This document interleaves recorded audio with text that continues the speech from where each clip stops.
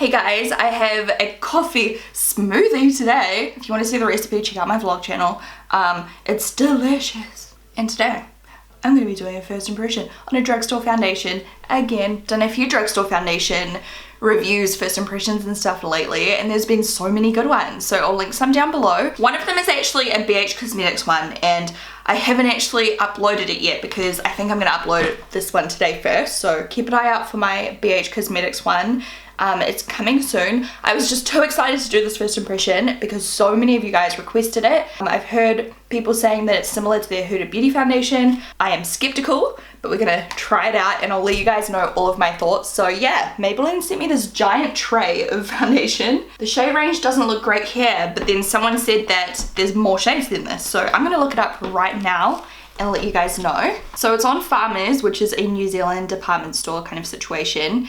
They sell like lots of high-end brands. It's kind of like Ulta or something, you know? I'm pretty sure this is the full shade range, at least in New Zealand. So the darkest shade is not that dark, which is a shame. Not really surprised because there really isn't many brands that cater to super dark skin tones, which is not good. Like, it isn't good. Even the palest shade is not that pale. Which is I used to have that problem more so at high school where I couldn't find foundations actually pale enough for me as well from a lot of brands, and here in New Zealand we do have a lot of paler skin tones as well, so there's like a lot of kind of like in between, you know, there's no super dark or no super light, so it's a bit strange. So I'm going on to Maybelline.com now, which I'm assuming is like the US website. Okay, there you go.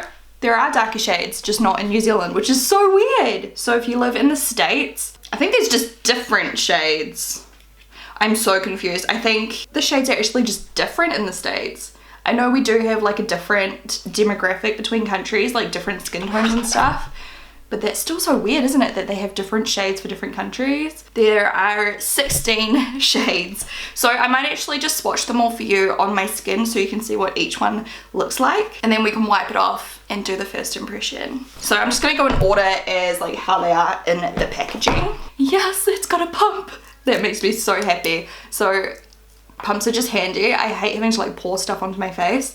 Pumps are where it's at. A little bit more hygienic as well, so I'll be able to like donate all of the ones that don't match me. So this is shade 32 Golden, which is definitely not my shade. The next one's paler. This is 05 Light Beige. It looks like maybe a neutral undertone. This one looks like a good kind of undertone for me. This is 10 Ivory, which you would expect to be super pale, but it's not. When I think ivory, I think of like very, very pale colors. But that color almost looks like perhaps a good match for me today. So we'll put that to one side. It's a very like olive kind of undertone, like a, you know, very yellowish, but not too yellow undertone. That shade there is called 20 Cameo. That's more of a pink undertone.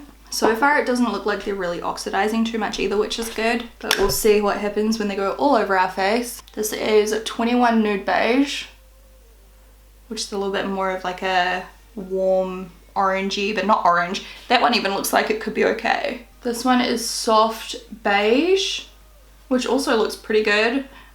28 Soft Beige. That one's a little bit more like yellowy, less neutral, I guess. And this shade is called 30 Sand. And then that one is a very olive undertone. This is 34 Soft Bronze. We're getting more into like the medium shade there. But look at that, like I've gone through half of the shades and that's the difference. It's not that good. So 03 Light Beige is the palest color on that side, but there looks like there's an even paler one here, which is called 03 True Ivory. So another ivory. So that's True Ivory. That looks like a good shade for me when I've got like a fairer skin tone during winter. This shade here is called 36 Warm Sun. So again, quite like an olive yellowy kind of undertone. Next up we have 40 Fawn, which honestly looks like this shade, whichever one that was. Very similar. This is 46 Warm Honey. This one is 46 Sun Beige. 49 Amber Beige. Like not much difference between those two either. Just a bit of a different undertone. Slightly. The shade range is not that good, eh? Like at all. Okay, next up we have 58 True Caramel. So we're obviously getting a bit darker, but that's still not like super dark. Like I said though, this is obviously like the New Zealand range or something. It's confusing. If anyone knows how it works, please comment below. Like, that's not that dark, but anyway, that's the darkest one, 60 caramel. Actually, I'd say that one's almost a bit darker. That one's a little bit more of a warmer undertone. So those are all of the shades, guys. So I'm just gonna prime half my face, and it doesn't really, like, I'm just grabbing a primer. I don't even think this one's for sale anymore, which is annoying, but this is the hydrating, my voice, hydrating Smashbox photo finish. So we're just, wow, we're just doing half of our face just to see if there's any difference between the longevity and wear of the foundation. So I love this primer so much and I'm so upset. Okay, so that's soaked in a little bit. On the packaging, this is what it says. It says full coverage foundation with up to 24-hour wear. Actually, that's all it says. The rest is in a different language. Super saturated color pigments provide an ultra transforming effect in this long lasting foundation. The lightweight yet high impact coverage formula glides onto the skin for a flawless makeup finish that lasts all day, oil free, doesn't clog pores, and dermatologist tested. And it says you can use your finger sponge or a Maybelline blender to apply it. And it's just not supposed to fade or shift all day. We'll see, because you know I always struggle with fading. That's something that I believe the Huda Beauty one doesn't fade. I don't know, I love the Huda Beauty one. Some people say that the Huda Beauty shows up their texture a lot and makes their skin look really dry and everything. For me personally, it just looks smooth. Like, it makes me look like I've got no imperfections, no pores. It just looks like perfect. And it also is just so thin that you put it on and you can't even like feel it basically. So I'm excited to see if this does actually compare, but I'm just gonna base it on its own right, you know what I mean? Like, I'm just gonna see how it is for itself. I'm not gonna compare it too much unless I can actually see a similarity. If I don't see a similarity, we'll just judge it on its own. So we've established that the shade range is not amazing.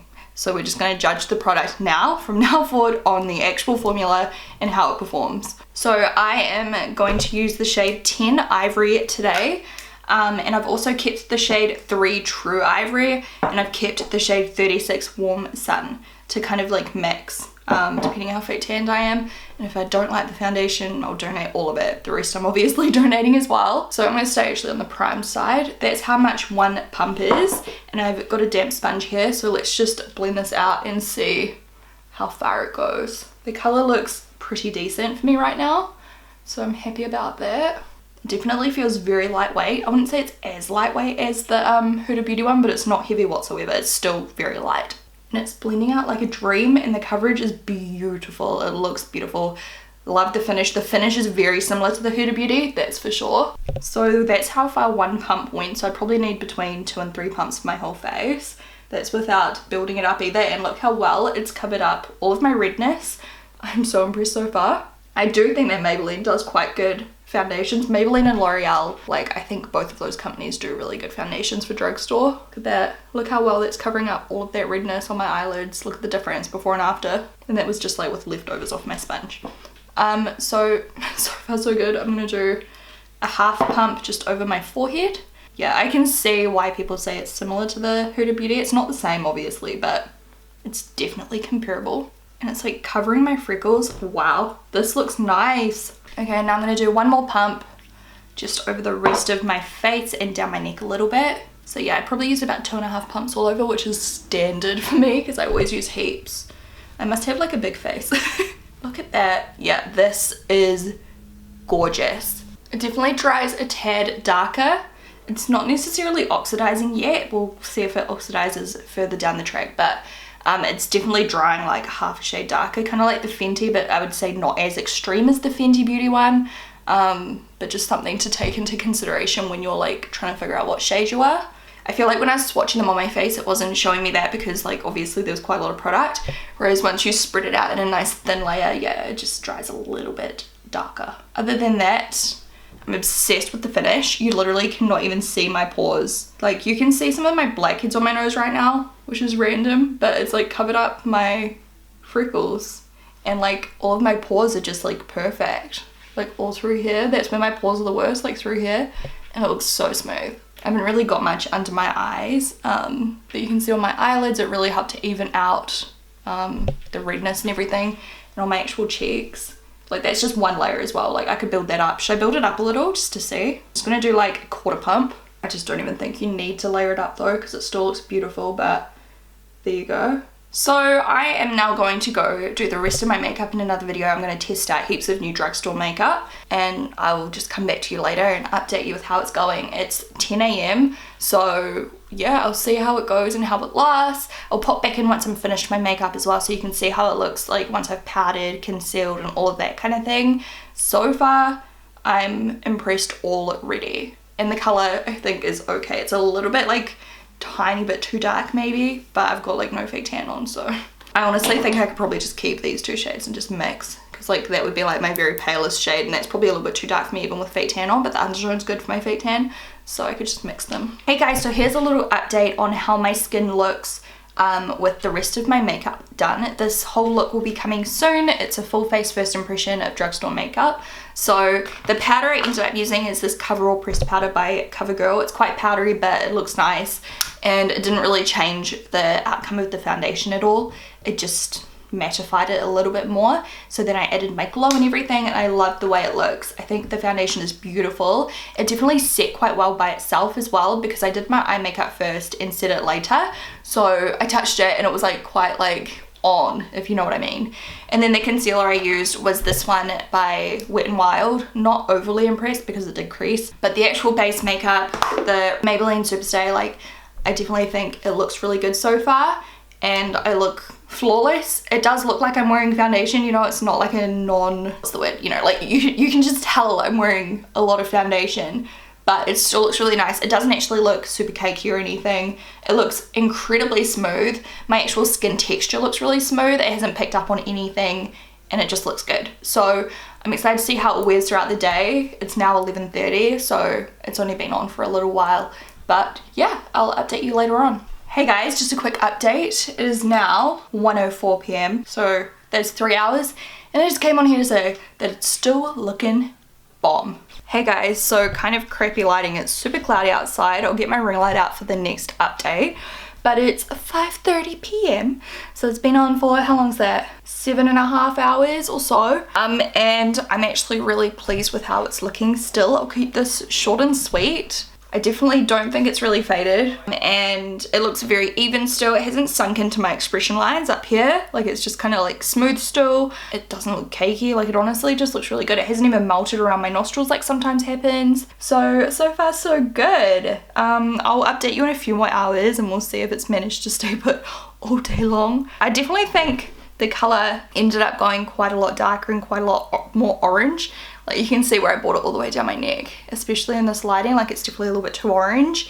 So that's a bit of a shame. I mean, I guess like I'd be better off using a bit of the lighter color mixed in next time when I'm this kind of skin tone, like no fake tan and stuff. If I've got fake tan, I honestly think I'll just get rid of the shade I wore today, and like I said, just mix the darkest, like not darkest, but my darkest shade with my palest shade, just to get like a custom color. Because yeah, I feel like this shade just is a bit like awkward on me. It's not like the worst thing in the world, but why do I need 3 when I can just mix these 2 together, you know? So yeah, I'll talk to you soon. Hey guys, sorry about the humming if you can hear it from my ring light, but we're doing our final update. Oh, it's only 8 o'clock. I thought it was way later than 8 o'clock. Okay, anyway, it's 8 PM and we're finishing here because I'm gonna go have a shower and just get ready for bed because I'm super exhausted. Don't know why. I haven't really done that much today. Like, I've just been filming and then got my nails done, and for some reason I'm so tired. So 10 hours wear. Regardless, I think it's safe to say that this foundation is pretty dang good, and I'm definitely going to continue using it. The fact that it hasn't faded is just amazing. I definitely think it's comparable to Huda Beauty. If you're keen for me to do a side-by-side comparison in a video, just let me know, because I remember doing that for my Wet n Wild one, how I said that was a dupe for the YSL. I did the side-by-side comparison and everything. You guys seem to enjoy it, so let me know if you want the same kind of thing. Has not melted, has not gone chunky, hasn't gone oily. Like, it's pretty matte still and hasn't sunk into lines, hasn't done anything. Like, honestly, it just looks so good. Here it is up close, so you can see it's kind of sunk in a little bit around my nose, but it hasn't melted as much as normal. It's kind of sunk in on my, actually it's a little bit oily on the side of my nose, which is random. I'm just gonna take my jumbo face brush with a little bit of powder and just tap it on either side. Magic. It's definitely sunk in a little bit around my nose where I've got some deeper pores, but I mean, after 10 hours wear, like, I can't complain with that. Like, it looks pretty good, and it doesn't look real heavy over any dry patches or anything. Like, I really like it. It's a little bit like faded just here, but I think that's probably from when I was eating.